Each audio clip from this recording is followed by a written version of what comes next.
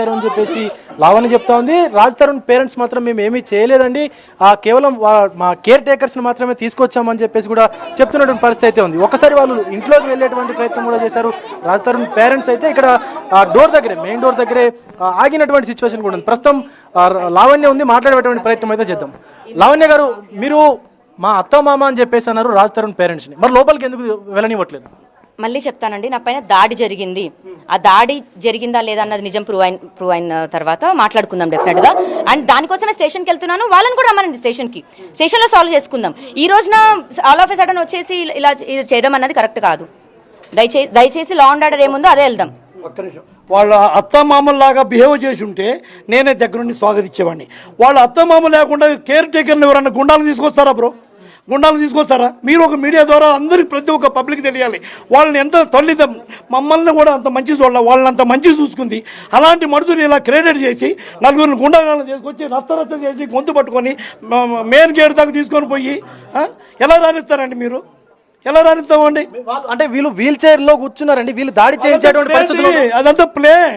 Wheel chair అంటే ఏమైంది? ఇప్పుడు ఒక ఆపోట్లు ఏంటి, ఆ డాన్స్ చేస్తాడు, ఈయన డాన్స్ చేస్తారు. ఇప్పుడు 100% నేను చెప్పింది కూడా 100%. ఆయన పేషెంట్ ఏందండి?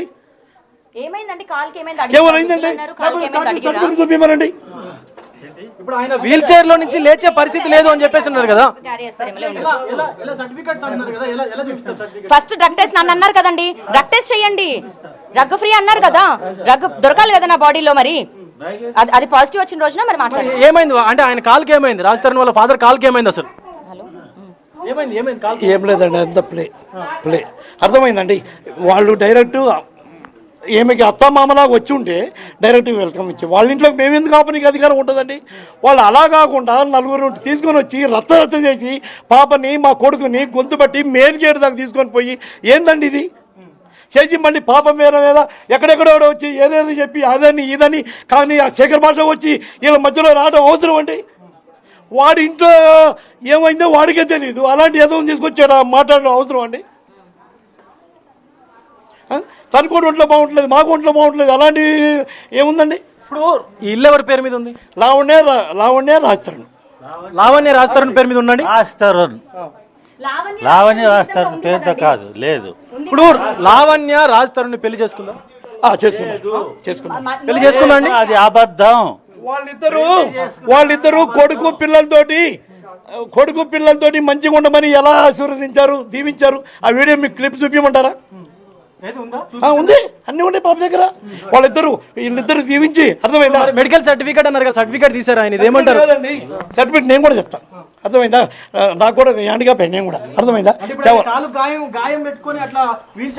అవునండి, ఇదంతా ప్రీ ప్లాన్. ఇప్పుడు మీరంతా సింపతిస్తారు కదా తనకు, మీరంతా సింపతిస్తారు కదా, అలాంటి మనిషిని బయట ఎలా కూర్చోబెట్టారండి? ఇప్పుడు ఆయన చూపించే ఎక్స్రేలు ఇవన్నీ కూడా ఫేక్ అంటారా? ఉండొచ్చు, ఉండకపోవచ్చు, బట్ కానీ అంత ప్లే. ఇంట్లో అఫెన్స్ జరిగిందండి, దానిపైన 100 ఫోన్ చేయడం జరిగింది. పోలీసులు వచ్చి వాళ్ళని తీసుకొని వెళ్ళారు. ఏం జరిగింది అన్నది లా అండ్ ఆర్డర్ ప్రకారం వెళ్దాము. ఈ దాడి, ఈ అటాక్ ఇలా ఇది కరెక్ట్ కాదు. దాడి చేయకుండా వచ్చి ఉంటే నేను ఖచ్చితంగా ఇచ్చేసేదాన్ని. నా పైన దాడి జరిగింది, అఫెన్స్ జరిగింది, వస్తువులు నాశనం చేశారు. అది పోలీస్ స్టేషన్కి వెళ్ళిన తర్వాత అక్కడ మాట్లాడిన తర్వాత నెక్స్ట్ స్టెప్ ఏ ఉంటుందో చూద్దాము. అండ్ కోర్టులో ఉంది, కంటెంప్ట్ ఆఫ్ కోర్ట్. ఇది కరెక్ట్ కాదు. అదొకటి మీరు మీడియా మిత్రులు కూడా మీరు అర్థం చేసుకోండి. నెక్స్ట్ స్టెప్ నోటీసులు ఇచ్చారు అని చెప్పేసి అన్న, నోటీసులు ఎప్పుడు ఇచ్చారు అసలు? ఎవరికి ఏం నోటీసులు రాలేదా? ఎందుకు వస్తాయండి నోటీసులు? తరుణ్ పైన మీరు కోర్టుకు వెళ్తామని చెప్పేసి అన్నారు కదా. అవును, వెళ్తామని చెప్పాను, ఎవరికేం రాలేదు. వెనక్కి తీసుకుంటామని ఆంటీ అంకుల్ రమ్మని కూడా నేనే మాట్లాడడం జరుగుతుందండి. ప్రేమగా అదే వచ్చి ఉంటే నేనే చేసేదాన్ని. ఇక్కడ కావాలనే గొడవ చేయాలని, కావాలనే అటాక్ చేయాలని వచ్చారు. అది కనిపిస్తుంది. నేను ఏం గొడవ చేశాను, ఏం తప్పు చేశానని. ఇప్పుడు లావణ్య ఈ అటాక్ చేసిందో, లేకపోతే లావణ్య తప్పు చేసింది ఇలాంటి అమ్మాయి అని చెప్పడానికి నేను నా బతుకు నేను బతుకుతున్నాను, నా పిల్లల్ని చూసుకుంటూ. వీళ్ళకి కూడా సారీ చెప్పాను, పబ్లిక్ పరంగా నేను రాజుకి సారీ చెప్పాను, పని చేసుకుంటాడని.